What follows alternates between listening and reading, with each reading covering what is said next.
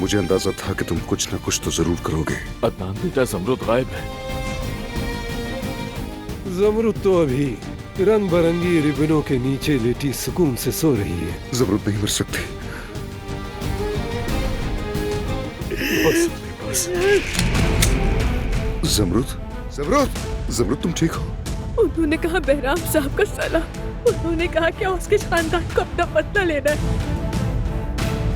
घर से बाहर निकलो। अंदर आने दो। आओ आओ, मेहमान बनकर आओ।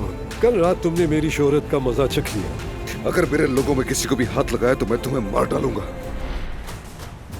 जब तक हर दमीर कान 6 फीट जमीन के अंदर ना पहुंच जाए, मेरे लोग उस वक्त तक आराम नहीं करेंगे।